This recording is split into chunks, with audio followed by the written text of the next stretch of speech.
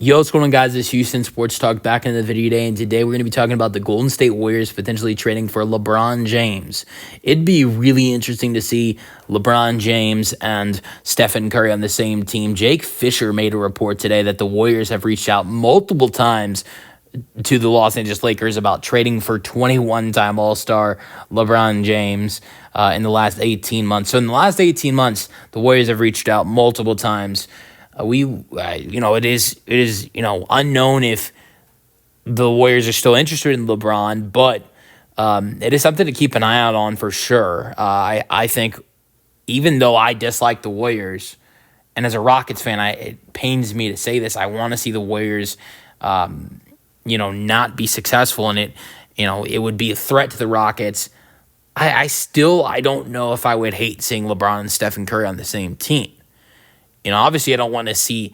Here's the way I'll think about this in a Rockets fan's perspective. I don't want to see these two guys team up in LA because then it's LeBron, Steph, and Luka, and that's a huge threat to the Rockets.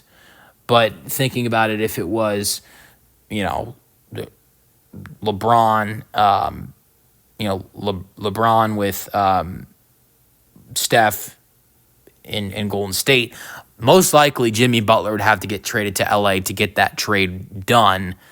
I feel like, it'd be less of a threat. And if these two guys are going to team up on the same team, LeBron and Steph, it's going to be in Golden State. It's not going to be in Los Angeles. Steph is not leaving Golden State. I don't think LeBron is going to leave LA either, but I think if one of these guys is going to leave their teams, it's going to be LeBron leaving LA and not Steph leaving Golden State.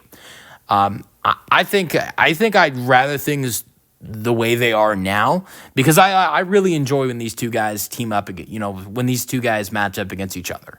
Their matchups have been, especially this past season, are top notch. They are must see TV.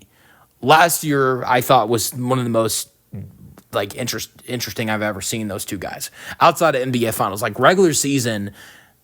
Matchups between those two guys last year is I think it's the most interesting I've seen in a while, especially the fact these two guys' ages, LeBron's 40, Steph's 37, seeing them at those ages going at it like they did last year. LeBron in those, you didn't see one game last year, I don't think, when those two guys are going at it, Warriors-Lakers, where LeBron's playing poorly and Steph's playing poorly.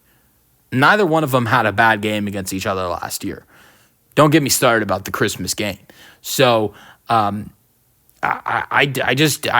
much as I think it'd be interesting to see those two guys play on the same court every night as teammates, it would be must-watch TV. But then we would lose the opportunity of the matchups, which would be a lot less because 82 games, those guys would get to play on the same team. Most likely it'd be less than that because all those two guys aren't going to play every game.